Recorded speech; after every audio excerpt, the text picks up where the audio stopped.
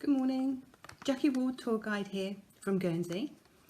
Like a lot of people during lockdown, I decided to work from home today. Sorry about the lighting there. Anyway, did you know that Guernsey has its own currency? As does Jersey, as I know does a lot of Crown dependencies, Commonwealths.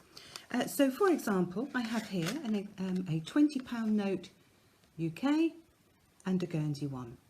You'll see our government is called the States of Guernsey. That's short for the States of Deliberation.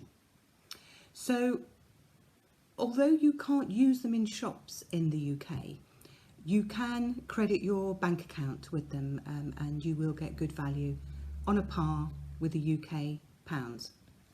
I've also got some £10 here today. There we go. Guernsey and UK. I don't have any fives, and the only pound notes I have, because we haven't been going out shopping much, I've actually, these are ones that I laminate for when I'm out tour guiding. And believe it or not, I don't even have any pound coins on me. You can see from the back that we have represented Daniel Delisle Brock and Thomas Delarue, both of whom are quite historical figures. Thomas Delarue, for instance, is still in existence today as Delarue plc, based in the north east of England, I believe. They produce banknotes for many countries. They also were the first to print playing cards, only selling out to Waddingtons in 1863. Daniel Delisle Brock is actually the elder, or was the elder brother of Major General Sir Isaac Brock. And for the Canadians amongst you, you will know that he is the hero of Upper Canada. He was born in Guernsey. He was a great military hero and he saved Canada for the British Empire, kept the Americans out. Anyway, that's all for now on currency. Good morning. Back again, working from home during lockdown.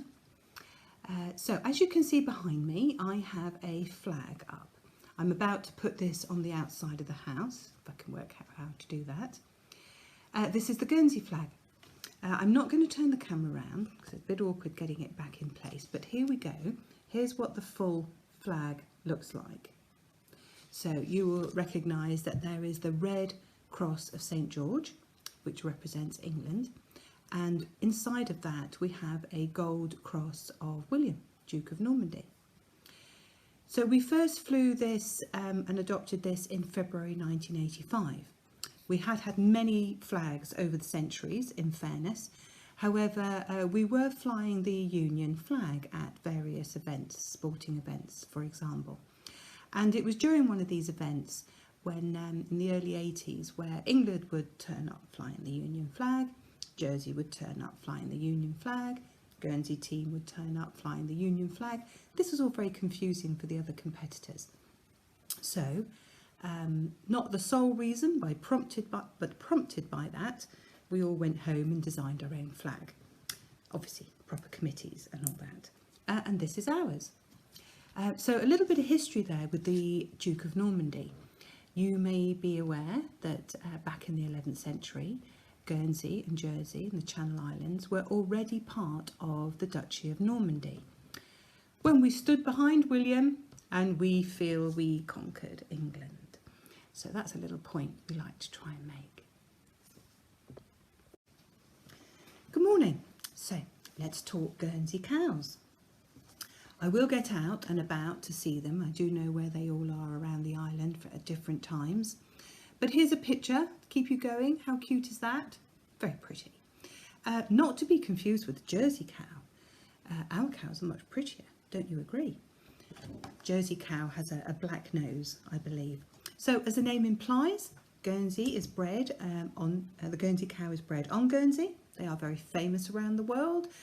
There are some large cattle, livestock in Australia, also America and Canada.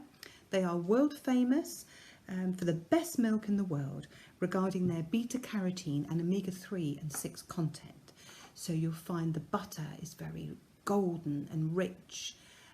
the milk, the cream, things like that. So we're very proud of them. They have been a pure breed here in Guernsey since around 1700. They were descendants of a Normandy and a Brittany cow, and we've kept the breed pure since the 1700. We don't have any other imports that can contaminate the breed or bring any diseases into the island. So, go Guernsey. Good morning again, Jackie Ward, tour guide. Now, I do like to point out to some visitors the history between New Jersey and Old Jersey. Guernsey, however, is the sister island to Jersey. Both are bailiwicks in their own right, and then collectively form the Channel Islands. The reason being, number 2 son lives in New Jersey currently, and when I have visited him, and his friends and colleagues have said, you don't have to keep saying New Jersey, we're just Jersey. I think, oh no, that's not right. So the actual history goes back to the English Civil War in the 1600s, as a result of which a very prominent family in Jersey, the de Carterets, were given land south of Manhattan. The reason being, the island of Jersey was royalist during the English Civil War, and they supported Charles II. Guernsey, however, didn't. They were parliamentarian. They weren't best happy with the king. He hadn't supported them in some kidnapping of fishermen issues, and they weren't best pleased about some of the taxes as well. Anyway, one thing led to another. Jersey and Guernsey acted very differently. However, Jersey was rewarded with land after the English Civil War. Charles had actually given the land to his brother, who, the Duke of York. He later became James II. And he actually gave that land to 2 of his friends who had been loyal to him throughout the Civil War. That was Sir George Carteret, he dropped the "de", and Lord Berkeley of Stratton. And that became New Jersey eventually. Now, I do notice also that George Carteret, when he died, his son Philip de Carteret became the first governor of New Jersey. I think it was East Jersey at the time. However, Governor Edmund Andros of New York was attempting to seize power in East Jersey. And when Philip Carteret refused to give up his position as governor, Andros sent a raiding party to his home, had him beaten up and arrested and taken to New York. So he was placed on trial, not quite sure what for. He was acquitted though by the jury. Hurrah. The attack did, however, cause permanent injuries to Philip de Carteret, and he subsequently died in 1682. So there's a little bit of history for you.